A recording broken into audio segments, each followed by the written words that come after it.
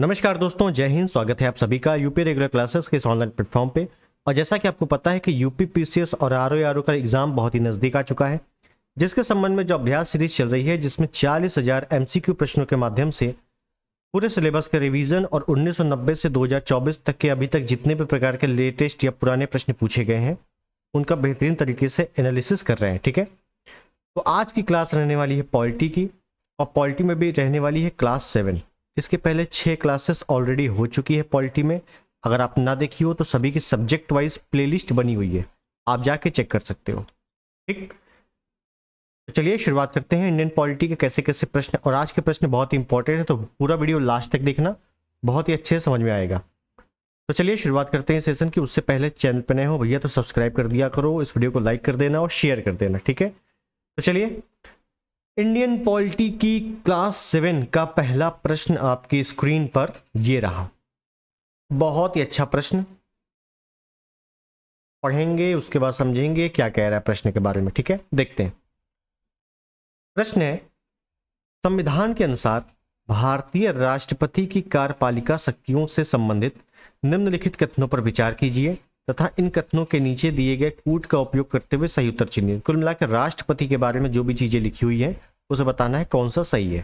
ठीक, पिछले टाइम पे हम लोगों ने राष्ट्रपति के बारे में थोड़ी बहुत चर्चाएं की थी, ज्यादा नहीं किए थे। ठीक है, तो देखिए पहला स्टेटमेंट है कि उन्हें संविधान के अनुसार कार्यपालिका शक्तियों का उपयोग करना चाहिए, आर्टिकल 53(1) के तहत। तो ये बिल्कुल सही है। और कार्यपालिका शक्तियों का मतलब है कि केंद्र की कार्यपालिका शक्तियां पूर्ण रूप से किस में निहित होंगी? राष्ट्रपति में निहित होंगी। या केंद्र की कार्यपालिका का प्रधान कौन होगा? राष्ट्रपति होगा। ये बिल्कुल सही है, आर्टिकल 53 के तहत है। उसके बाद है प्रधानमंत्री राष्ट्रपति द्वारा नियुक्त किया जाएगा, आर्टिकल 75 फर्स्ट के तहत। ये भी बिल्कुल सही है कि भाई पीएम की जो नियुक्ति होगी, प्रधानमंत्री को नियुक्त कौन करेगा? राष्ट्रपति।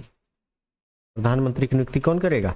राष्ट्रपति करेगा। ठीक है, उसके बाद है वह मंत्रियों की नियुक्ति प्रधानमंत्री के परामर्श के बिना कर सकता है। गलत। मतलब कहने का कि देखो, राष्ट्रपति प्रधानमंत्री की नियुक्ति करेगा और प्रधानमंत्री के कहने पर अन्य मंत्रियों की नियुक्ति करेगा, अन्य मंत्रियों की नियुक्ति। और यही मंत्री कौन होंगे? कैबिनेट मंत्री होंगे। मंत्रिपरिषद पूरी होगी, इसी में कैबिनेट मंत्री निकलेंगे। ठीक है, तो कुल मिलाकर राष्ट्रपति केवल प्रधानमंत्री की नियुक्ति करता है। फिर उसके बाद कौन सा पद किसको मिलेगा और कौन कौन मंत्री बनेगा, ये पूरा निर्धारण प्रधानमंत्री स्वयं करता है। ठीक है, इसमें राष्ट्रपति की कोई भूमिका नहीं होती। क्लियर है, समझ में आ गया। उसके बाद है वह मंत्रियों की नियुक्ति में प्रधानमंत्री के परामर्श के प्रति बाध्य है। बिल्कुल सही, जो भी मंत्रियों की नियुक्ति करेगा प्रधानमंत्री के परामर्श के बाध्य है। मतलब कहने का कि प्रधानमंत्री जिसको परामर्श दे देगा कि भाई ये व्यक्ति मंत्री बनेगा, उसको राष्ट्रपति मंत्री कंफर्म बनाएंगे ही बनाएंगे। क्यों? उनकी मजबूरी है, बाध्यता है, कानूनी प्रावधान है। ठीक है, तो ये चौथा भी बिल्कुल सही है। तो तीसरा वाला गलत है, 1, 2, 4 बिल्कुल सही है, option D is the right. और यही लेवल आपका आरओ में पूछा जाता है। पॉलिटी में लोग कहते हैं पॉलिटी बहुत इजी क्वेश्चन आते हैं, इजी नहीं आते, लेकिन ये स्टेटमेंट वाइज आ जाते हैं, तो आपका कंसेप्ट क्लियर होना चाहिए। ठीक है, चलिए आगे चलते हैं। अगला प्रश्न, अगला प्रश्न क्या कह रहा है कि भारत में मुख्य चुनाव आयुक्त की नियुक्ति कौन करता है? तो मुख्य चुनाव आयुक्त की नियुक्ति कौन करता है? तो चुनाव आयोग की अगर बात कर लें, चुनाव आयोग का उल्लेख आर्टिकल 324 में किया गया है। और चुनाव आयोग में 3 सदस्य होते हैं। कितने सदस्य होते हैं? ये 3 सदस्य, जिसमें से एक मुख्य होता है, 2 अन्य होते हैं। ठीक है, तो मुख्य चुनाव आयोग की नियुक्ति करते हैं भैया राष्ट्रपति। कौन करते हैं? ऑप्शन सी, राष्ट्रपति। अब यहाँ पे एक प्रश्न पूछा जाता है, ये बताओ कार्यकाल, क्योंकि यहां से कार्यकाल से कई प्रकार के प्रश्न बनते हैं। इसका कार्यकाल एक तो बनता है मुख्य चुनाव आयुक्त का कार्यकाल बताओ, उसके बाद मुख्य चुनाव आयुक्त एक ही तो है, उसके बाद अन्य चुनाव आयुक्त, जो अन्य चुनाव आयुक्त है इनका कार्यकाल बताओ, जो कि 2 है संख्या में।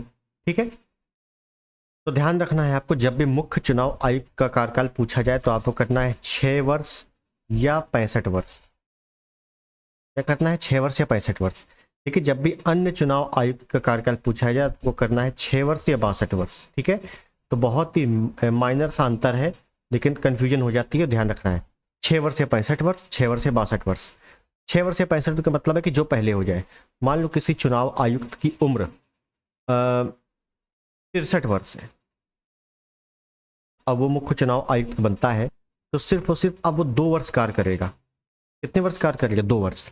लेकिन अगर कोई 50 वर्ष में नियुक्त होता है तो वो कितने वर्ष कार्य करेगा? 56 वर्ष तक कार्य करेगा, मतलब केवल 6 वर्ष कार्य करेगा। ठीक है ना, तो जो पहले हो जाए वो मान्य होता है। ठीक है, ध्यान रखना है। आगे चलते हैं। राष्ट्रपति के पुनर्निर्वाचन के लिए पात्रता का प्रावधान है।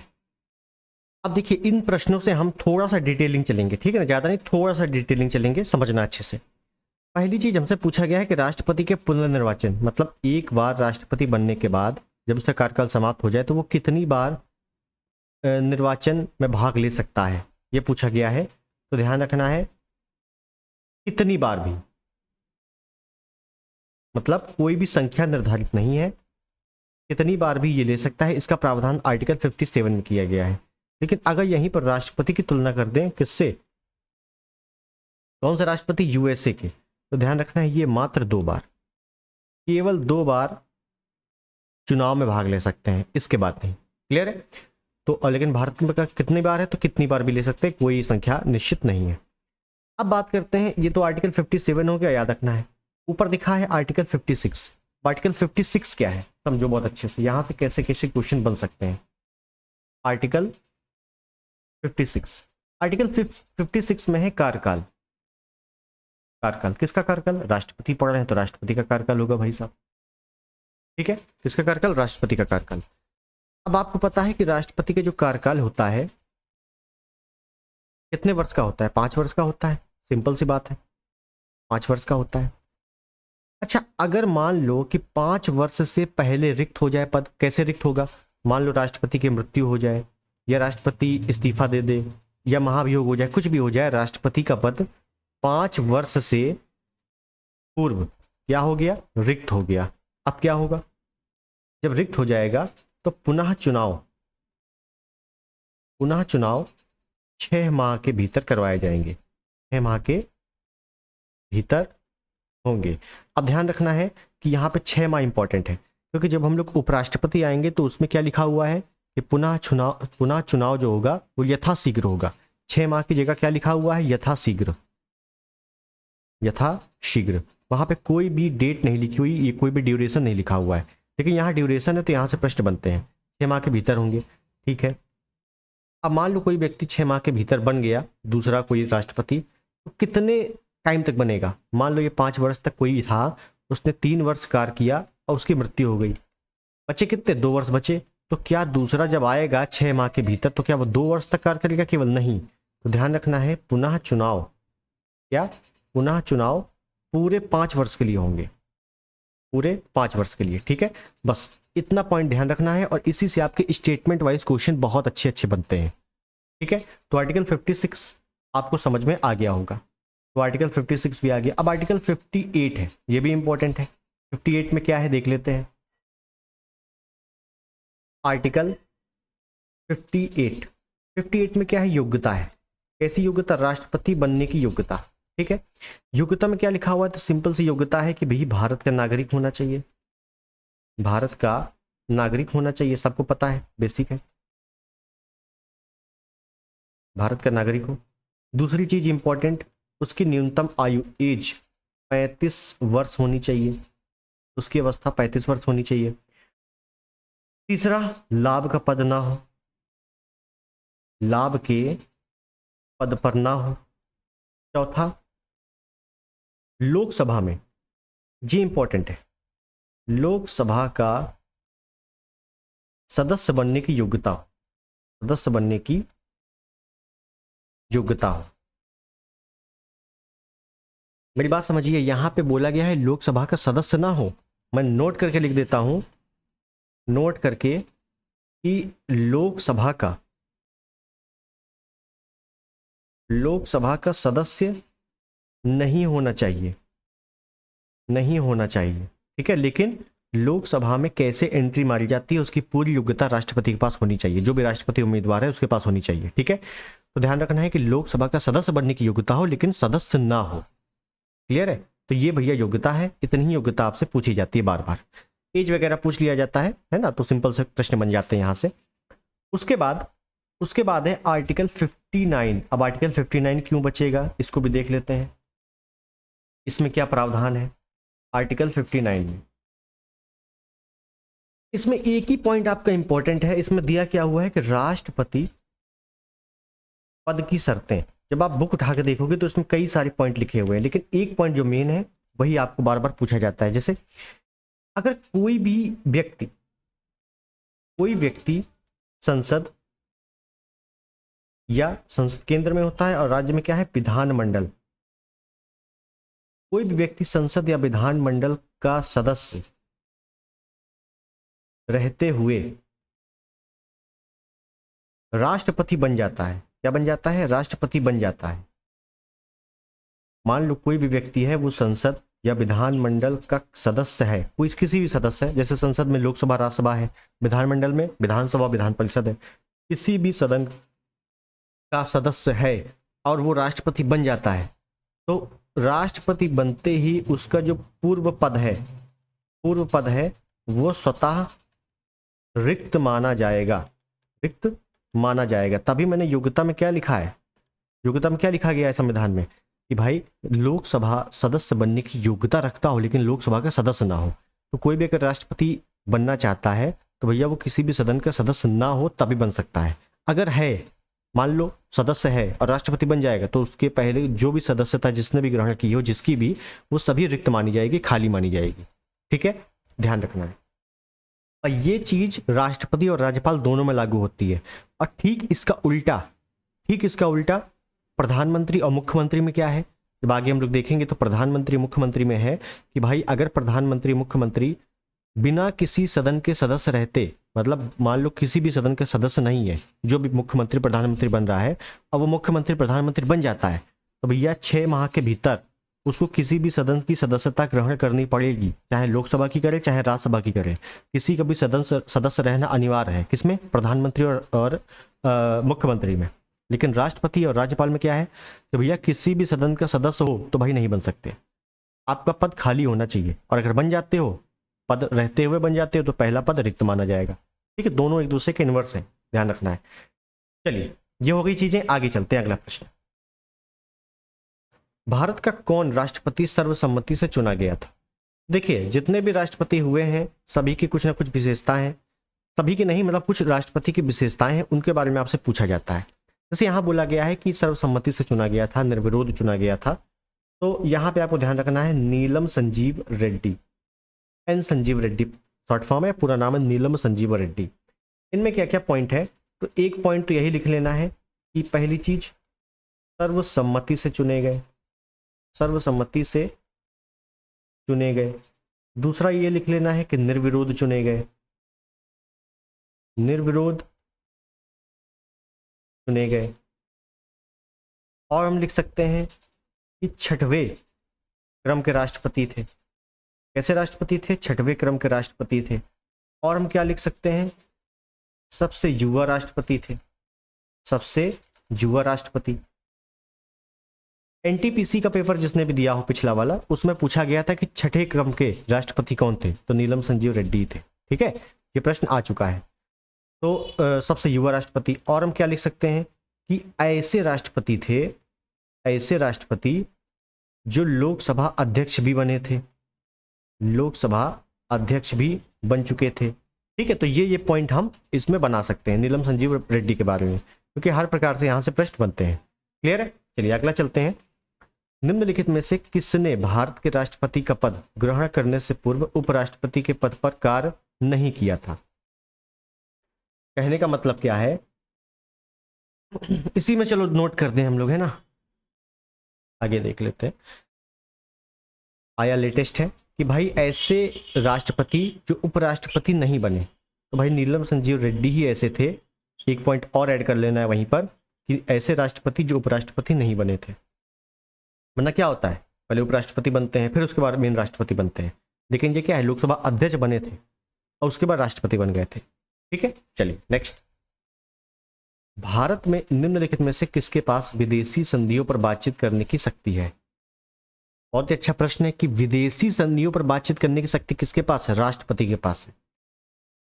कहने का मतलब ये है कि विदेश में जो भी संधि समझौते होंगे वो राष्ट्रपति के नाम से किए जाएंगे, ठीक है। बस इसीलिए जो संधियों पर बातचीत करने की शक्ति राष्ट्रपति के पास है। मतलब कोई भी अगर हमें डील करनी है किसी भी देश के साथ, हमें अगर कोई हथियार लेना है या हेलीकॉप्टर लेना है, जो कुछ भी प्रोडक्शन होता है विदेशों से, वो राष्ट्रपति के नाम से ही किए जाते हैं। लेकिन करता कौन है? प्रधानमंत्री करता है, ऐसा हम लोग देखते हैं, लेकिन करता कौन है? किसके नाम से किए जाते हैं? राष्ट्रपति के नाम से किए जाते हैं, ध्यान रखना। आगे चलते हैं। राष्ट्रपति पद के नामांकन में प्रस्तावकों एवं अनुमोदकों की न्यूनतम संख्या कितनी होनी चाहिए? ये मोस्ट इंपॉर्टेंट क्वेश्चन है और ये क्वेश्चन अलग अलग प्रकार से पूछे जाते हैं, जैसे अभी देखेंगे हम लोग। मतलब कहने का कि अगर कोई भी व्यक्ति राष्ट्रपति पर नामांकन चाहता है, राष्ट्रपति पद के लिए उम्मीदवार है, तो उसके बाद प्रस्तावक और अनुमोदक कितने कितने होने चाहिए? तो 50-50 होने चाहिए, 50-50। पहली चीज, ऑप्शन भी आपको ध्यान रखना है। तो क्या ये 50-50 शुरुआत से ही था क्या? नहीं, पहले कितना था यहाँ पे हम लोग लिखेंगे अच्छे से कि 1952 में जब राष्ट्रपति के चुनाव हुए थे, 1952 में जब चुनाव हुए थे, तो प्रस्तावक और अनुमोदक की आवश्यकता कितनी कितनी थी? ध्यान रखना है, मात्र एक एक। कितनी थी? मात्र एक एक। उसके बाद 1974 से 1997 तक इनकी संख्या कितनी हो गई? 10-10। समझिएगा, पहले एक एक थी, फिर 1974 से 97 तक 10-10 हो गई प्रस्तावक अनुमोदक, और उसके बाद 1997 से अब तक कितनी है? प्रस्तावक अनुमोदक की संख्या 50-50। ठीक है, तो ये पॉइंट आपको ध्यान रखना है, यहां से अच्छे अच्छे प्रश्न बनते हैं। अच्छा चलो, ये तो हो गया। उसके बाद अगर पूछ ले कि अनुमोदक प्रस्तावक, तो चलो ठीक है, जमानत राशि कितनी लगती है? जमानत राशि राष्ट्रपति के चुनाव में जमानत राशि कितनी लगती है? 15,000 रुपए। 15,000 रुपए। कहाँ जमा करवाना पड़ता है? आरबीआई में जमा करवाना पड़ता है, पहली चीज। अब अगर मान लो पूछ ले कि क्या ये 15,000 शुरुआत से थी? नहीं, बिल्कुल सेम प्रोसेस है। 1952 से 1974 तक जमानत राशि कितनी थी? जमानत राशि थी 0 रुपए, एक भी रुपया नहीं थी। लेकिन 1974 से और 1997 तक ये जमानत राशि कितनी हुई? ये हुई 2500 रुपए, 2,500 रुपए। ठीक, और उसके बाद 1997 से अब तक ये जमानत राशि कितनी है? तो 15,000। और अगर कोई भी उम्मीदवार है राष्ट्रपति चुनाव के लिए, कोई भी उम्मीदवार को वैध मतों का 1/6 नहीं मिलता, प्राप्त नहीं होता, तो उसकी जमानत राशि क्या होगी? जमानत राशि जब्त हो जाती है। जमानत राशि जब्त हो जाती है। अब यहीं पर देखो कैसे कैसे क्वेश्चन बनते हैं। क्वेश्चन पूछा जाएगा कि यदि किसी उम्मीदवार को कुल मतों का 1/6 नहीं मिलता तो जमानत राशि जब्त हो जाती। गलत, कुल मत नहीं, केवल और केवल वैध मत है भैया, केवल वैध मत है। तो यहाँ पे डिटेलिंग आपको समझनी है, क्लियर है? तो इतनी चीजें आपको ध्यान रखनी है। तो हमसे प्रश्न क्या पूछा गया था? 50-50 अनुमोदक व प्रस्तावक होने चाहिए वर्तमान में, क्लियर है? चलिए अगला प्रश्न है कि भारत के संविधान के अनुसार केंद्र की कार्यपालिका शक्ति निम्नलिखित में से निहित है। आरओ मेंस 2021 में आया हुआ प्रश्न, लेटेस्ट प्रश्न है और बहुत ही सिंपल प्रश्न है। पिछले टर्न पर भी मैंने बताया था कि केंद्र की कार्यपालिका शक्तियां पूर्ण रूप से राष्ट्रपति में निहित हैं, पूर्ण रूप से राष्ट्रपति में निहित हैं आर्टिकल 53 के तहत। तो भाई ऑप्शन ए केवल सही हो जाएगा, ऑप्शन ए राष्ट्रपति। क्लियर है? सिंपल क्वेश्चन है। चलिए आगे चलते हैं। हाँ, पढ़ते हैं अच्छे से। भारत के राष्ट्रपति के विशेष अभिभाषण के संदर्भ में निम्नलिखित में से कौन सा कथन सही है? अब देखिए यहाँ पे बहुत सारा इंपॉर्टेंट क्वेश्चन है, बहुत सारे आर्टिकल भी हैं, तो उनमें कुछ देखेंगे अच्छे से। तो देखते हैं, पहला पढ़ते हैं कि राष्ट्रपति लोकसभा के साधारण निर्वाचन के पश्चात मतलब वोटिंग हो जाएगी, उसके बाद प्रथम सत्र जो होगा या उसका पहला साल जो होगा, तो उसके प्रथम सत्र के आरंभ में संसद के दोनों सदनों की संयुक्त बैठक को संबोधित करता है। बिल्कुल सही है। अभी जब नई सरकार बनी थी तो आपने देखा होगा दोनों सदनों को बैठाकर राष्ट्रपति ने क्या किया था, संबोधन किया था। ठीक है, तो जब भी नई सरकार बनती है तो उसके बाद जो पहला सत्र होता है प्रथम वर्ष का, उसमें संयुक्त बैठक को राष्ट्रपति संबोधित करता है अनिवार्य रूप से। उसके बाद राष्ट्रपति अपने अभिभाषण में संसद को उसके आह्वान के कारणों के विषय में सूचित करता है। बिल्कुल सही है, ये दोनों सही है, तो इस वजह से ऑप्शन यहाँ पर बिल्कुल सही है। अब समझते हैं थोड़ा सा डिटेलिंग इसमें। ठीक है, देखिए क्योंकि डिटेलिंग से ही प्रश्न बनते हैं। राष्ट्रपति संसद के सत्रों को संबोधित करता है, पहली चीज।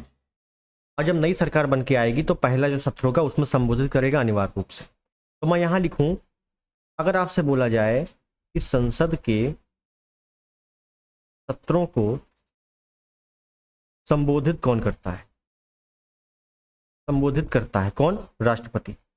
अब देखो यहां पे अगर चेंज कर दे, क्या चेंज कर दे कि भाई संसद के सत्रों को स्थगित कौन करता है, तो राष्ट्रपति नहीं करेगा, संसद के सत्रों को केवल संबोधित करेगा। लेकिन स्थगित कौन करेगा, स्थगित करेगा भैया संबंधित सदन का अध्यक्ष। ठीक है, संबोधित कौन करता है, राष्ट्रपति। अब समझो पहले यहां पे राष्ट्रपति करेगा। उसके बाद है सत्र कितने होते हैं, अच्छा ये बताओ। 3 होते हैं, ये आपको पता है। एक होता है बजट सत्र, फिर मानसून सत्र और शीतकालीन सत्र। ये 3 प्रकार के सत्र होते हैं। बजट सत्र, बजट सत्र को अनिवार्य रूप से संबोधित करेगा, अनिवार्य रूप से संबोधित करेगा। मतलब और कोई करे ना करे और कुछ करे ना करे, लेकिन बजट सत्र को संबोधित करना अनिवार्य है। ठीक है, तो जब संबोधित करेगा तो अभिभाषण देगा। राष्ट्रपति क्या देगा, अभिभाषण देगा, अभिभाषण देता है। ठीक है, अब आपसे प्रश्न पूछेगा कि ये बताओ, ये जो अभिभाषण है इसको तैयार कौन करता है। तो ध्यान रखना, ये अभिभाषण जो है केंद्र की मंत्रिपरिषद तैयार करती है, केंद्र की मंत्रिपरिषद तैयार करती। मतलब कहने का कि राष्ट्रपति बजट सत्र में या किसी भी सत्र में जिसमें संबोधन दे रहा है, जिसमें अभिभाषण दे रहा है, उसमें क्या बोलना है राष्ट्रपति को, यह तय कौन करेगा, केंद्र की मंत्रिपरिषद। ठीक, ये पॉइंट इंपॉर्टेंट है। और मैंने जैसे बताया कि 3 सत्र होते हैं, बजट सत्र, मानसून सत्र और शीतकालीन सत्र। ठीक है, लेकिन बजट सत्र को अनिवार्य रूप से संबोधित करेगा, कंफर्म है कि करना ही करना है। ठीक है, अब देखो, अब अभिभाषण कितने प्रकार के, यही बता दो। अभिभाषण जो है कितने प्रकार के, अगर ये पूछा जाए आपसे, यहां से भी प्रश्न बनते हैं, यहां पे कैसे प्रश्न बनते हैं समझो। तो अभिभाषण होते हैं भाई साहब 2 प्रकार के। एक होता है सामान्य अभिभाषण, सामान्य अभिभाषण, दोनों में अंतर क्या भी देखेंगे। एक मिनट, सामान्य अभिभाषण और एक होता है विशेष अभिभाषण। क्या होता है, विशेष अभिभाषण। अब समझना है यहाँ, जो सामान्य अभिभाषण है इसका उल्लेख आर्टिकल 86 में है, और जो विशेष अभिभाषण है इसका उल्लेख आर्टिकल 87 में है।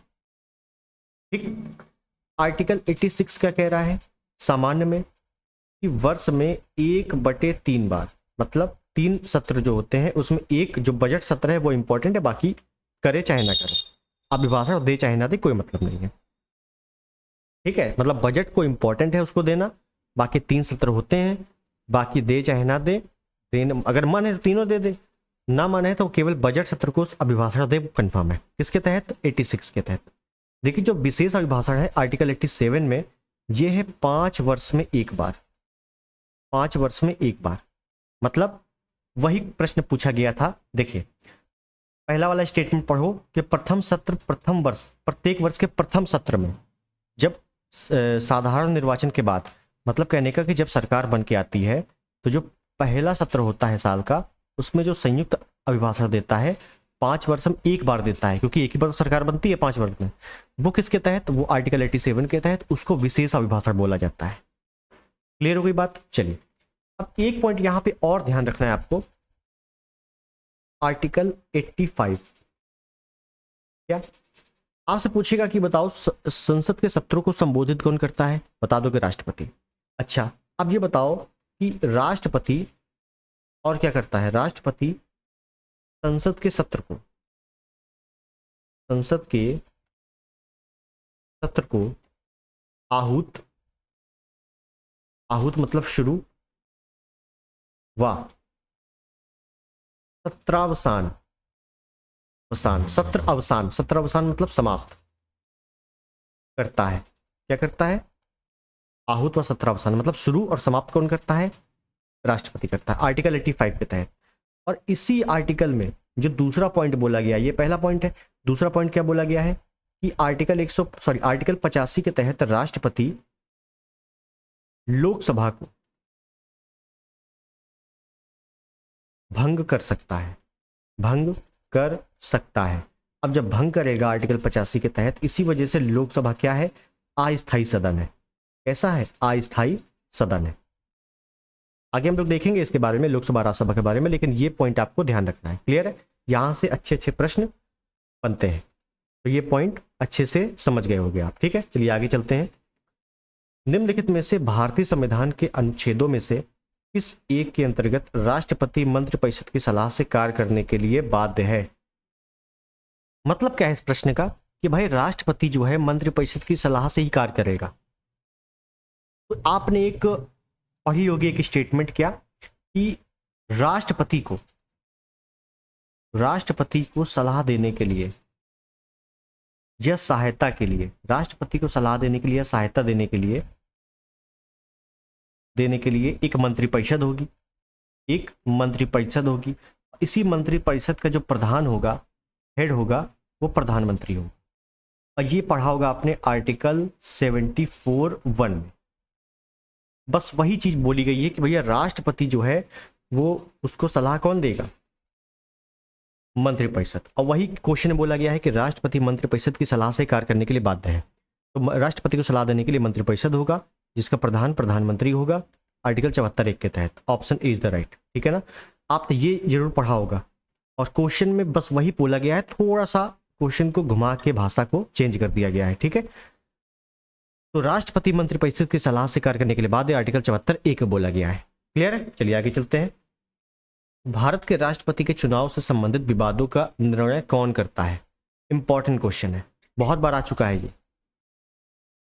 तो क्वेश्चन में हमसे बोला गया है कि अगर राष्ट्रपति का चुनाव हो रहा है, उसमें कोई विवाद हो जाता है, तो उसका निर्णय कौन करेगा। भारत के निर्वाचन आयोग, भारत का सर्वोच्च न्यायालय, भारत के उपराष्ट्रपति, भारत का प्रधानमंत्री। तो कई लोग भारत का निर्वाचन आयोग लगा देंगे, क्यों, क्योंकि चुनाव निर्वाचन आयोग करवा रहा है। गलत, भारत का सर्वोच्च न्यायालय, केवल और केवल सुप्रीम कोर्ट।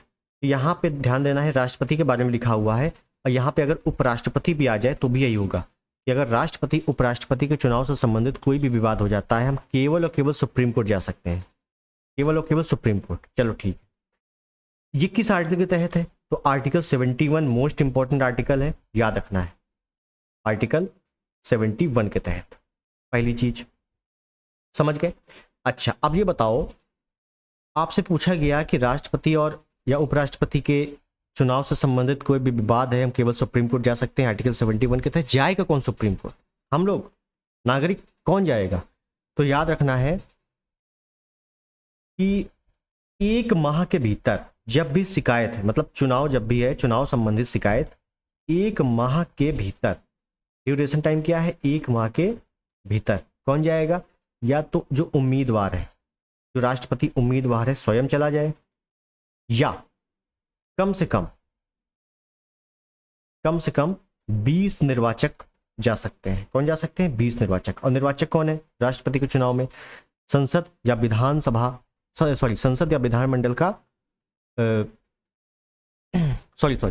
क्या मैं कह रहा हूं, संसद या विधानसभा के केवल और केवल निर्वाचित सदस्य। राष्ट्रपति के चुनाव में पार्टिसिपेट कौन करता है, संसद प्लस विधानसभा, विधान मंडल कह देंगे तो उसमें विधान परिषद भी आ जाएगा ना। तो संसद और विधानसभा के कौन, केवल निर्वाचित सदस्य, यही तो वोट करते हैं।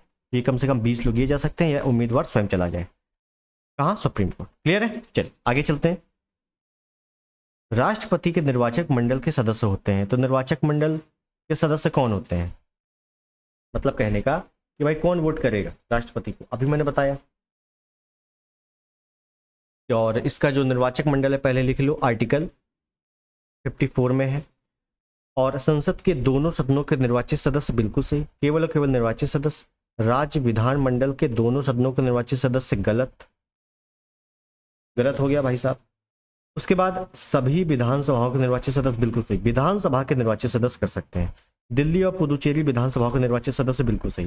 और दिल्ली पुदुचेरी वाला तो 70वां संविधान संशोधन 1992 में लागू हुआ था, ये भी ध्यान रखना। उसके पहले ये वोट नहीं कर सकते थे, लेकिन 92 के तहत ये फिर वोट करना शुरू कर दिया। तो 2 गलत है, 1 3 4 सही है, option D is the right. 1 3 4 clear है। चलिए आगे चलते हैं। भारत के राष्ट्रपति का चुनाव किया जाता है, राष्ट्रपति का चुनाव किया जाता है जनता द्वारा, संसद द्वारा, लोकसभा द्वारा, एक निर्वाचक मंडल द्वारा जिसमें संसद के निर्वाचित सदस्य और राज्य विधानसभाओं के निर्वाचित सदस्य सम्मिलित होते हैं। Option D is the right, है ना, सिंपल क्वेश्चन। नेक्स्ट है, आगे चलते हैं। क्या कह रहा है इसमें, कथन कारण। कथन है, भारत का राष्ट्रपति अप्रत्यक्ष निर्वाचन से चुना जाता है। भारत का राष्ट्रपति अप्रत्यक्ष निर्वाचन से चुना जाता है, मतलब डायरेक्टली जनता वोट नहीं करती है, जनता अपने प्रतिनिधि को चुनती है, वो प्रतिनिधि फिर राष्ट्रपति को चुनते हैं। बिल्कुल सही है, डायरेक्टली जनता तो, ऐसा तो है नहीं कि आप राष्ट्रपति को वोट करते हो, नहीं, ये क्या है, इनडायरेक्टली चुना जाता है, जो कि बिल्कुल सही है। उसके बाद है, एक निर्वाचक मंडल की व्यवस्था है जो संसद के दोनों सदनों और राज्य विधानसभाओं के निर्वाचित सदस्यों को मिलाकर बनता है। बिल्कुल सही है, संसद के दोनों सदनों और राज्य विधानसभाओं के केवल निर्वाचित सदस्य से मिलकर बनता है, वही निर्वाचक मंडल राष्ट्रपति को वोट करता है। इसीलिए तो इनडायरेक्ट है, इसीलिए तो अप्रत्यक्ष है। अप्रत्यक्ष क्यों है, क्योंकि हम वोट नहीं करते, कौन करता है, संसद और विधानसभा के निर्वाचित सदस्य करते हैं, इसी वजह से तो इनडायरेक्ट है। तो ये भी सही है, तो ए भी सही है, आर भी सही है, और एक दूसरे की व्याख्या भी सही है। तो ए आर दोनों सही है, आर ए का सही स्पष्टीकरण है, option C is the right. Next, भारतीय संविधान के अनुच्छेद 359 के अंतर्गत मूल अधिकारों के प्रवर्तन के लिए न्यायालय को समावेदन करने के अधिकारों को निलंबित करने की शक्ति निम्नलिखित में से किस में निहित है। और ये प्रश्न मैं आपको पिछले 2 वीडियोस में करवा चुका हूं, यही आर्टिकल सेम आपको याद होगा, नहीं याद है तो फिर समझो भाई। जब आपातकाल लग जाता है तो उसमें मूल अधिकार वाले मैंने बताया था कि आर्टिकल 20, 21 छोड़कर सभी मूल अधिकार निलंबित हो जाएंगे। सभी मूल अधिकार क्या होंगे, मूल अधिकार निलंबित क्या होंगे, निलंबित होंगे। ठीक है, इसमें बोला गया है, ये पॉइंट बोला गया है आर्टिकल 359 में। तो बस, लेकिन ये शक्ति किसके पास है, ये राष्ट्रपति के पास है, क्योंकि मूल अधिकारों को निलंबित कौन करता है, जो 20-21 को छोड़कर राष्ट्रपति तो करते हैं। और यहाँ मैंने एक और आर्टिकल बताया था कि आर्टिकल 358 पूछ ले, तो इसमें क्या होगा कि आर्टिकल 19, 20, 21 को छोड़कर शेष मूल अधिकार निलंबित होंगे। ठीक है, ध्यान रखना है। आगे चलते हैं कि भारत के राष्ट्रपति संसद का अभिन्न अंग है, क्योंकि भाई जो भारत का राष्ट्रपति है वो संसद का अंग है। संसद के अंग में क्या आते हैं, एक आता है लोकसभा, एक आता है राज्यसभा, और एक आता है राष्ट्रपति। राष्ट्रपति क्यों आता है, वह दोनों सदनों की बैठक बुलाता है, इसलिए बिल्कुल सही है। दोनों सदन कौन, लोकसभा राज्यसभा, कौन बुलाता है, राष्ट्रपति। प्रत्येक सामान्य निर्वाचन के बाद वह दोनों सदनों के प्रथम सत्र को संबोधित करता है, बिल्कुल सही है। वह लोकसभा को भंग कर सकता है, बिल्कुल सही है। उपयुक्त सभी, option D is the right. और एक पॉइंट और है यहाँ पे, ई बना के लिख लो चाहे, कि भाई जब लोकसभा से प्लस राज्यसभा से कोई विधेयक पास होकर राष्ट्रपति के पास जाएगा, और जब तक राष्ट्रपति सिग्नेचर ना करे वो कानून बन ही नहीं सकता। इस वजह से भी राष्ट्रपति क्या है, संसद का एक अंग है। क्लियर, चलिए आगे चलते हैं। भारत के राष्ट्रपति को किस आधार पर महाभियोग की प्रक्रिया द्वारा उसके पद से हटाया जा सकता है। तो कुल मिला के हम राष्ट्रपति को हटाएंगे तो कैसे हटाएंगे, तो असमर्थता के आधार पर, सिद्ध कदाचार के आधार पर, संविधान के उल्लंघन के आधार पर, उपयुक्त सभी। कई लोग इसमें उपयुक्त सभी सोच रहे होंगे, उपयुक्त सभी नहीं है, संविधान के उल्लंघन, या एक शब्द आ जाएगा संविधान के अतिक्रमण। क्या आ जाएगा, संविधान के अतिक्रमण। तो इस आधार पर हम राष्ट्रपति को हटाएंगे महाभियोग के आधार पर। अब महाभियोग कहाँ से लिया गया है? यूएसए से लिया गया है। अब महाभियोग के बारे में कुछ चीजें इंपॉर्टेंट है जो कि जानना आवश्यक है। समझिए, महाभियोग, पहली चीज, महाभियोग शब्द जो है केवल और केवल राष्ट्रपति की उपयोग होता है। कभी आपसे स्टेटमेंट पे आए कि महाभियोग का उपयोग करके हम प्रधानमंत्री को भी हटाएंगे, गलत। केवल और केवल महाभियोग राष्ट्रपति को हटाने के लिए इस शब्द का प्रयोग होता है। ठीक, आप समझिए दो चीज है। राष्ट्रपति को समझिएगा अच्छे से, राष्ट्रपति को, हालांकि ये क्वेश्चन कम ही बनते हैं लेकिन मान लो बन जाए, राष्ट्रपति को महाभियोग की प्रक्रिया से हटाया जा सकता है, से हटाया जा सकता है। ठीक है, अगर राइटिंग समझ में ना आ रही हो तो मैं भाषा समझ में आ ही रही होगी। क्या लिखा है कि राष्ट्रपति को महाभियोग की प्रक्रिया द्वारा हटाया जा सकता है। ये किस में लिखा है? ये लिखा है आर्टिकल 56 में। ठीक, अब यहां कंफ्यूजन हो गई। फिर अगर मैं कह दूं महाभियोग की प्रक्रिया, महाभियोग की प्रक्रिया का पूरा विवरण किसमें है? पूरा विवरण, तो आप करोगे आर्टिकल 61। मतलब कहने का कि महाभियोग को कैसे लगाना है, क्या प्रोसेस है, वो पूरी प्रोसेस आर्टिकल 61 में लिखी हुई है। लेकिन अगर स्टेटमेंट आ जाए कि राष्ट्रपति को महाभियोग की प्रक्रिया से हटाया जा सकता है, ये किस में लिखा हुआ है? तो आर्टिकल 56 में। कई लोग हो सकता है पहली बार सुन रहे होंगे, लेकिन ये इंपॉर्टेंट है, ध्यान रखना। अब महाभियोग लगेगा कैसे? तो सिंपल सी भाषा समझो कि महाभियोग को पहले तो किसी भी सदन में लाया जा सकता है, किसी भी सदन में। ऐसा नहीं कि लोकसभा में लाएंगे पहले राज्यसभा में लाएंगे ना, किसी भी सदन में लाया जा सकता है।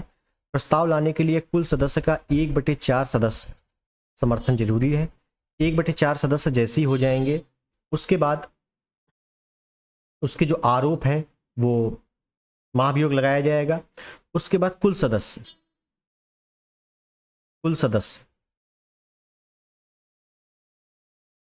किसके कुल सदस्य? दोनों सदनों के कुल सदस्य जो होंगे वो 2/3 बहुमत से पारित करेंगे, 2/3 बहुमत से। ठीक है, बस जैसे ये पास हो जाएगा राष्ट्रपति अपने पद से हट जाएगा। महाभियोग लगाने से पहले 14 दिन पूर्व जानकारी देना आवश्यक है। इसको राष्ट्रपति को 14 दिन पूर्व जानकारी देना आवश्यक है कि भाई हम आपको हटाने के लिए महाभियोग लगा रहे हैं। ठीक, उसके बाद कुछ पॉइंट और आवश्यक है महाभियोग में। क्या? तो पहला तो यही रख लेना कि महाभियोग जो है, महाभियोग, इस पर संयुक्त बैठक नहीं हो सकती। जब संयुक्त बैठक मैंने पिछले टर्न पर बताया था, बहुत ही बेहतरीन तरीके से संयुक्त बैठक की पूरी व्याख्या, कब कब हुआ, कितने दिन में हुआ, कौन करता है, पूरी डिटेल में पिछले वीडियो में दे चुका हूं। संयुक्त बैठक आयोजित या आयोजन नहीं हो सकता, नहीं हो सकता। दूसरा पॉइंट हम ये लिख देंगे कि महाभियोग में, अभी देखो राष्ट्रपति का निर्वाचन जब होता है तो उसमें कौन कौन वोट करता है? तो आप कहोगे संसद और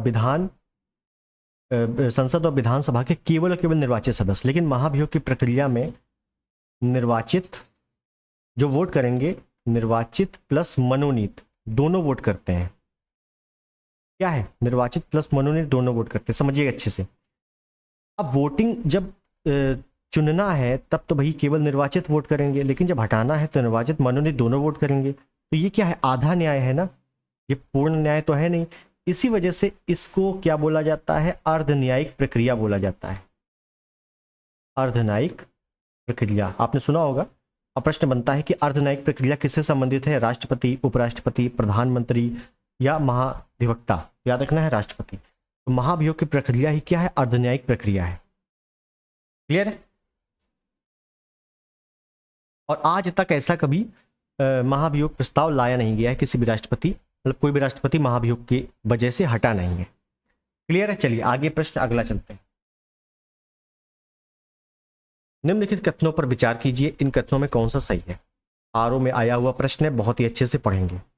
राष्ट्रपति की तरह उपराष्ट्रपति का चुनाव भी अप्रत्यक्ष होता है। बिल्कुल सही भाई, राष्ट्रपति का चुनाव अप्रत्यक्ष होता है क्योंकि इसमें जनता वोट नहीं करती है। संसद और विधानसभा के जो केवल निर्वाचित सदस्य वही वोट करते हैं। उपराष्ट्रपति के चुनाव भी अप्रत्यक्ष है, क्यों? क्योंकि इसमें भी जनता वोट नहीं करती।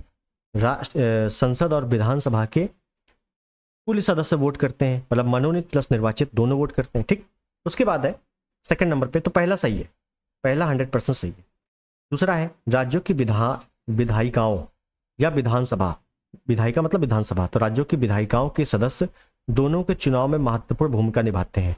और इसमें लोग कर देंगे सही, क्यों? क्योंकि विधानसभा का मतलब है, विधायिका मतलब विधानसभा, अब विधानसभा के सदस्य राष्ट्रपति में भी वोट करते हैं, उपराष्ट्रपति में भी वोट करते हैं, तो इसमें कह रहा है दोनों के चुनाव में वोट करते हैं। बिल्कुल सही है, गलत।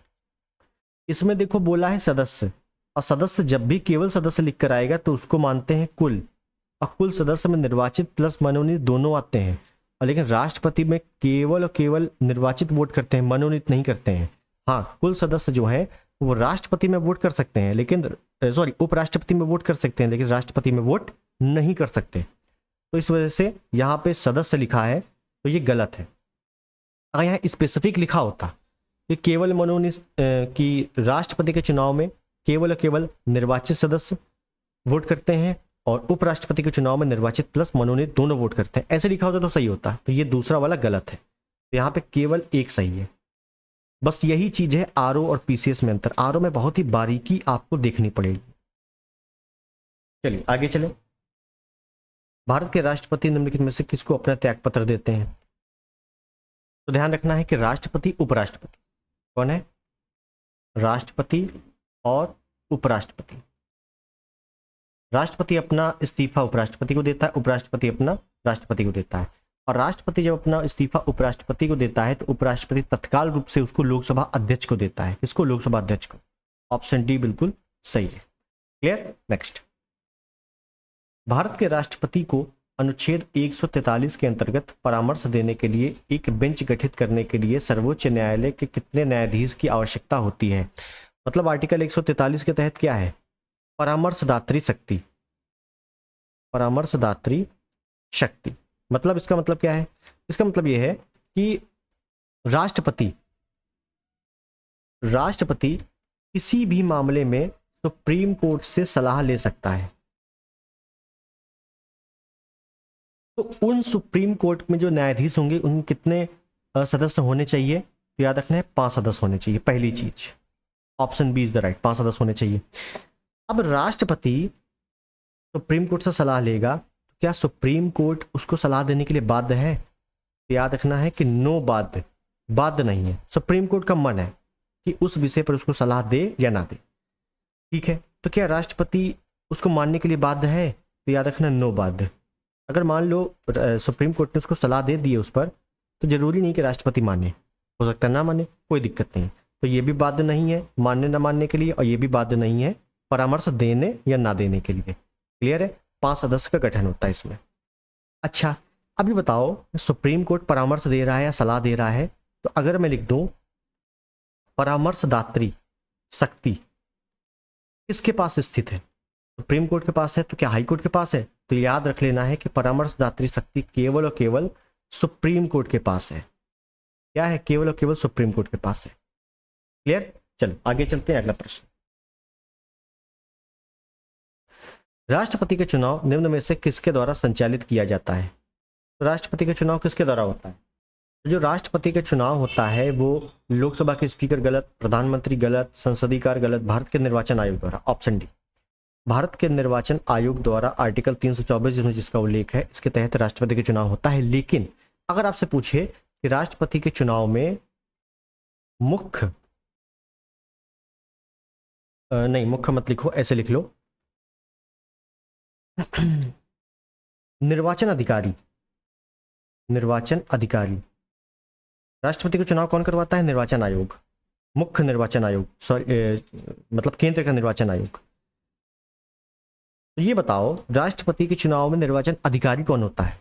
तो साफ साफ होगा कि भाई निर्वाचन आयोग का अध्यक्ष होगा। गलत। राष्ट्रपति के चुनाव में जो चुनाव करवाएगा वो तो चलो निर्वाचन आयोग करवा देगा, लेकिन जो निर्वाचन आयोग के 3 सदस्य होते हैं ना, वो इसका चुनाव में अधिकारी नहीं बनते। जो राष्ट्रपति के चुनाव में निर्वाचन अधिकारी होते हैं तो मोस्ट इंपॉर्टेंट दिख लेना है कि लोकसभा का महासचिव और राज्यसभा का महासचिव। मतलब समझ में नहीं आया? मतलब समझो कि राष्ट्रपति का चुनाव तो चलो इसने करवा दिया भारत का निर्वाचन आयोग ने, लेकिन जो अधिकारी होगा ना, मेन अधिकारी जो बनेगा, वो निर्वाचन अधिकारी कौन बनेगा? लोकसभा का महासचिव या राज्यसभा का महासचिव। अच्छा ठीक है, दोनों लिख दिया, लेकिन बनेगा कौन? तो दोनों याद रखना है, अल्टरनेट बनते हैं। अल्टरनेट का मतलब है कि मान लो 2020 में जो निर्वाचन अधिकारी बना था वो लोकसभा का महासचिव था। उसके बाद जब 2025 में वोटिंग होगी तो इसमें जो अधिकारी बनेगा वो राज्यसभा का होगा। उसके बाद जो 2030 में बनेगा उसमें लोकसभा होगा। ठीक है, तो लोकसभा राज्यसभा ऐसे अल्टरनेट चलता रहता है। क्लियर है? चलिए आगे चलते हैं। भारतीय राष्ट्रपति के विषय में निम्नलिखित कथनों पर विचार कीजिए। ठीक है, देख लेते हैं क्या है। मैंने आपको पूरा बता दिया है। मैंने लिखवाया था योग्यता क्या है, योग्यता के बारे में मैंने बताया था कि आर्टिकल 58 है। पहला है उसे भारत का जन्मा नागरिक होना चाहिए। गलत। मैंने सिर्फ लिखवाया था भारत का नागरिक हो। अब जन्मा है या उसने नागरिकता बाहर से ली है, बाद में ली है, जैसे भी ली है मुझे नहीं पता, लेकिन केवल नागरिक होना चाहिए। ठीक है ना, बाकी कोई मैटर नहीं करता कि जन्मा हो ना हो। तो पहला हो गया गलत। दूसरा है उसे 35 वर्ष की आयु पूरी कर लेनी चाहिए। बिल्कुल सही है, 35 वर्ष का होना चाहिए, बता ही चुके हैं। उसके बाद है उसे संसद का सदस्य निर्वाचित होने की योग्यता रखनी चाहिए। सदस्य नहीं होना चाहिए, केवल योग्यता रखनी चाहिए, बताया था। लेकिन यहाँ है गलत। क्यों? यहाँ संसद की बात कर रहा है। अब मैंने बताया था केवल और केवल लोकसभा। भाई जो राष्ट्रपति उम्मीदवार है वो केवल और केवल लोकसभा में सदस्य बनने की योग्यता रखता हो, बस, राज्यसभा की नहीं। देखिए संसद में लोकसभा राज्यसभा दोनों आ जाते हैं, इस वजह से तीसरा भी गलत है। तो यहाँ पे केवल option B is the right. देख रहे हो कितना अच्छा क्वेश्चन है। नेक्स्ट, राष्ट्रपति के कार्यकाल का प्रारंभ माना जाता है। राष्ट्रपति का कार्यकाल कब माना जाए? चुनाव के दिन नहीं भाई, चुनाव के दिन क्या होगा? पूर्व राष्ट्रपति के अवकाश से नहीं, नामांकन के दिन से नहीं, शपथ ग्रहण, जब शपथ ग्रहण करेगा राष्ट्रपति तब से जो है उसका कार्यकाल प्रारंभ माना जाएगा। और अगर शपथ की बात हो ही गई है तो राष्ट्रपति का शपथ ग्रहण किस आर्टिकल में है? तो आर्टिकल 60 में है। शपथ कौन दिलाता है? CJI, chief justice of India, मुख्य न्यायाधीश जो है इसको शपथ दिलाते हैं। क्लियर? नेक्स्ट, भारत के राष्ट्रपति की अनुपस्थिति में यदि उपराष्ट्रपति उपलब्ध नहीं है तो राष्ट्रपति की तरह निम्नलिखित में से कौन कार्य कर सकता है? अगर देखो राष्ट्रपति है तो ठीक है, राष्ट्रपति नहीं है तो उसकी जगह उपराष्ट्रपति आएगा, उपराष्ट्रपति नहीं है तो उसकी जगह CJI आएगा, भारत का मुख्य न्यायाधीश। ठीक है, तो option A is the right. एक सिंपल क्वेश्चन था, पढ़े ही होगे। अगला है राष्ट्रपति का रिक्त स्थान भर लिया जाना चाहिए। देखो मैंने बताया था कि अगर राष्ट्रपति का पद किसी कारणवश रिक्त हो जाता है तो पुनः जो चुनाव होंगे पूरे 5 वर्ष के लिए होंगे, अब पुनः चुनाव 6 माह के भीतर करवा लिए जाएंगे। Option B is the right. ठीक, अगला, निम्नलिखित में से किसकी नियुक्ति भारत के राष्ट्रपति द्वारा की जाती है? तो भारत के राष्ट्रपति किसकी नियुक्ति करते हैं? वित्त आयोग का अध्यक्ष। बिल्कुल सही है, वित्त आयोग का निर्माण करते हैं प्रत्येक 5 वर्ष में आर्टिकल 280 के तहत। ये बिल्कुल सही है। संघ राज्य क्षेत्र का मुख्यमंत्री मतलब केंद्र शासित प्रदेश, जो केंद्र शासित प्रदेश हैं उनमें जो मुख्यमंत्री हैं उसकी नियुक्ति राष्ट्रपति करते हैं। बिल्कुल सही है। और जो नॉर्मल मुख्यमंत्री हैं, जैसे मान लो यूपी के मुख्यमंत्री, इनकी नियुक्ति कौन करते हैं? इनकी नियुक्ति कौन करते हैं? इनकी नियुक्ति करते हैं राज्यपाल। कौन करते हैं? राज्यपाल। और जो नॉर्मल राज्य हैं उनकी नियुक्ति तो राज्यपाल करते हैं, लेकिन शपथ कौन दिलाता है? तो उस राज्य के हाई कोर्ट का मुख्य न्यायाधीश, हाई कोर्ट के मुख्य न्यायाधीश। ठीक है, लेकिन जो केंद्र शासित प्रदेश का मुख्यमंत्री है उनकी नियुक्ति राष्ट्रपति करते हैं। ठीक है, तो 1 3 दोनों सही है। उसके बाद दूसरा है योजना आयोग का उपाध्यक्ष की नियुक्ति राष्ट्रपति करते हैं। गलत। पहली बात तो योजना आयोग की जगह वर्तमान में अब नीति आयोग है, और नीति आयोग का जो अध्यक्ष होता है वो होता है प्रधानमंत्री। नीति आयोग का जो अध्यक्ष होता है वो कौन होता है? वो होता है प्रधानमंत्री। और नीति आयोग का जो उपाध्यक्ष होता है उसकी नियुक्ति कौन करते हैं? तो प्रधानमंत्री ही उसकी नियुक्ति करते हैं। ध्यान समझना, नीति आयोग के अध्यक्ष कौन होता है? प्रधानमंत्री होता है। और नीति आयोग के उपाध्यक्ष की नियुक्ति प्रधानमंत्री करते हैं, ना कि राष्ट्रपति। तो दूसरा गलत हो गया, पहला तीसरा सही है, तो option C is the right. Clear. Next, संविधान के निम्नलिखित अनुच्छेदों में से किस एक के अंतर्गत संघ के कार्यपालिका शक्तियां राष्ट्रपति में नहीं थे? बहुत ही सिंपल क्वेश्चन है, पहला ही क्वेश्चन था शायद 53। केंद्र की समस्त कार्यपालिका शक्तियां राष्ट्रपति में नहीं थे आर्टिकल 53 के तहत। क्लियर। नेक्स्ट, लोकसभा भंग हो तो आकस्मिक निधि से धनराशि निकाली जाएगी। आप समझिए, यहां पे दो प्रकार की निधियां हैं, एक है जिसमें लिखा हुआ है आकस्मिक निधि, आकस्मिक निधि, और एक है संचित निधि, संचित निधि। यहां बोला गया है कि लोकसभा जब भंग हो जाती है तो आकस्मिक निधि से धन निकाला जाएगा। ठीक है, किसके द्वारा निकाला जाएगा, इंपॉर्टेंट ये है, याद रखना है, राष्ट्रपति के आदेशों पर। कैसे? देखो, आकस्मिक निधि है, इसका उल्लेख आर्टिकल 267 में किया गया है, और संचित निधि है, इसका उल्लेख आर्टिकल 266 में किया गया है। पहली चीज याद रखना है। दूसरी चीज, जो आकस्मिक निधि है उस पर नियंत्रण किसका होता है? राष्ट्रपति का होता है। राष्ट्रपति का क्या होता है? नियंत्रण होता है। और जो संचित निधि है इस पर किसका नियंत्रण होता है? पूरी संसद का नियंत्रण होता है। ठीक, बस इसी वजह से आकस्मिक निधि से अगर धन निकालेंगे आर्टिकल 267 के तहत तो राष्ट्रपति का आदेश जरूरी है।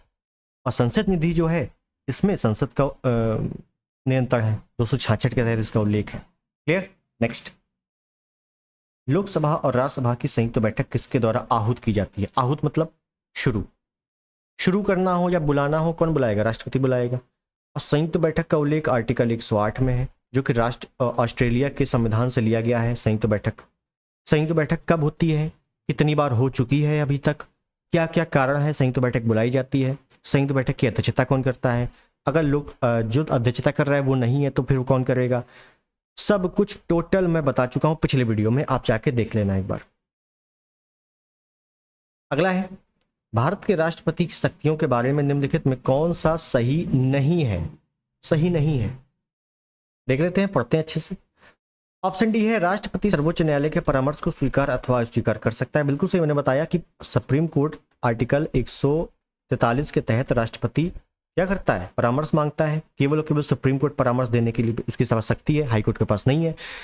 वो जो परामर्श देगा, राष्ट्रपति की अपनी मर्जी है कि माने ना माने, और सर्वोच्च न्यायालय की अपनी मर्जी है कि भाई जो परामर्श दे या ना दे। ठीक, तो ऑप्शन डी बिल्कुल सही है। राज्यों में राष्ट्रपति शासन को आगे बढ़ाने की शक्ति, बिल्कुल सही है, राष्ट्रपति शासन आगे बढ़ाया जा सकता है। आपातकालीन शक्तियां हैं, बिल्कुल सही है, आपातकालीन शक्ति राष्ट्रपति शक्तियां क्या है? आपातकाल तो है, आपातकाल कौन लगाता है? राष्ट्रपति लगाता है। उसके बाद है, राष्ट्रपति को सर्वोच्च न्यायालय के परामर्श को स्वीकार करना चाहिए। गलत। क्यों स्वीकार करना चाहिए? भाई उसकी मर्जी है ना, स्वीकार करे या ना करे। और हाईकोर्ट की सुप्रीम कोर्ट की अपनी मर्जी है, भाई परामर्श दे या ना दे। ऑप्शन ए बिल्कुल गलत है। ठीक है, चलिए, स्टेटमेंट क्वेश्चन था, अच्छा क्वेश्चन था। आगे चलते हैं, अगला प्रश्न, निम्नलिखित में से किसकी नियुक्ति भारत के राष्ट्रपति करते हैं? तो महान्यायवादी की नियुक्ति राष्ट्रपति करते हैं, जो कि बिल्कुल सही है, आर्टिकल 76 में इसका उल्लेख है। नियंत्रक महालेखा परीक्षा, जिसको कैग भी बोला जाता है, इसकी भी नियुक्ति राष्ट्रपति करते हैं, जिसका उल्लेख आर्टिकल 148 में है।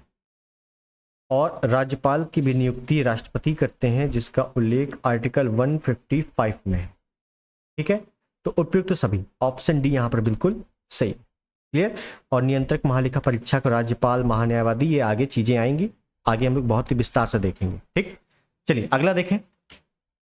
ओके, तो हमारे सारे क्वेश्चन यहां पर समाप्त हो गए हैं। एंड हम लोगों ने आज देखा पॉलिटी, और पॉलिटी की ये क्लास शायद 6 थी। ठीक है, क्लास 6 या 7 थी, देख लेना एक बार।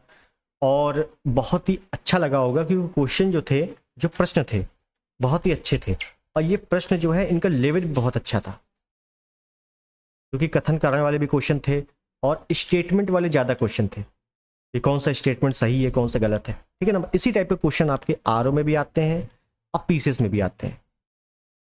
तो आप लोग बस घर में पढ़िए, जो भी आप नोट्स पढ़ रहे हो, बुक्स पढ़ रहे हो, और यहाँ पर प्रैक्टिस कर लो, कहाँ से जाएगा क्वेश्चन बाहर। ठीक, चलिए वीडियो अच्छा लगा हो तो भैया नए हो सब्सक्राइब कर देना, वीडियो को लाइक कर देना और शेयर कर देना। मिलते हैं अगले वीडियो में, तब तक के लिए नमस्कार, जय हिंद, वंदे मातरम।